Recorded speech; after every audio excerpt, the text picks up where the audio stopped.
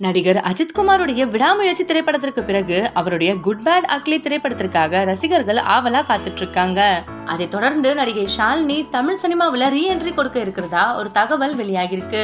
முன்னணி நடிகையான ஷாலினி அவங்களுடைய திருமணத்திற்கு பிறகு சினிமா துறையை விட்டு விலகி இருந்தாங்க. இப்போ ரீசெண்டா அவங்க குட் பேட் அக்லி திரைப்படத்துல கேமியோ ரோல் பண்றதா ஒரு தகவல் வெளியாகி இருக்கு. இப்ப கிடைச்சிருக்க இந்த தகவல் எந்த அளவுக்கு உண்மைன்னு தெரியல. ஆனா இந்த படத்தை மட்டும் ஷாலினி அவர்கள் நடிச்சாங்கன்னா அவங்க நடிகர் அஜித் கூட சேர்ந்து 25 வருஷம் கழிச்சு நடிக்கிற படம் இதுவாதான் இருக்கும். தளபதி விஜய் அவர்களின் மகன் ஜேசன் சஞ்சய் தமிழ் சினிமாவில இயக்குனரா அறிமுகமாகியிருக்காரு. கடந்த 2023ஆம் ஆண்டு இதற்கான அறிவிப்பு வெளிவந்த நிலையில கடந்த சில மாதங்களுக்கு முன்னாடி இந்த படத்துடைய ஹீரோ சந்தீப் கிஷான்னு அனௌன்ஸ் பண்ணியிருந்தாங்க. சந்தீப் கிஷான் தான் ஹீரோன்னு அனௌன்ஸ் பண்ண பிறகு இந்த படத்துடைய ஷூட்டிங் சென்னையில நடைபெற்று வந்துச்சு. இந்த படத்துடைய ஷூட்டிங் சென்னையில 3 நாட்கள் மட்டுமே நடந்த நிலையில அதன் பிறகு இந்த படத்துடைய படப்பிடிப்பு நிறுத்தப்பட்டதா சொல்லப்பட்டு வருது.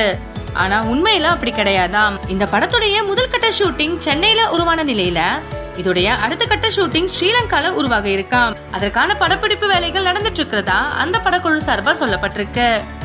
லைகா புரொடக்ஷன் கிட்ட இருந்து ஃபர்ஸ்ட் காப்பி அடிப்படையில 25 கோடி ரூபாய் இந்த படத்துடைய பட்ஜெட்டா சஞ்சய் வாங்கியிருக்காராம். இதனால இந்த படத்துல எந்த ஒரு தடங்களும் இருக்காது, இந்த படம் நல்லபடியா வெளியாகும்னு பிரபல பத்திரிகையாளர் ஒருவரால சொல்லப்பட்டிருக்கு.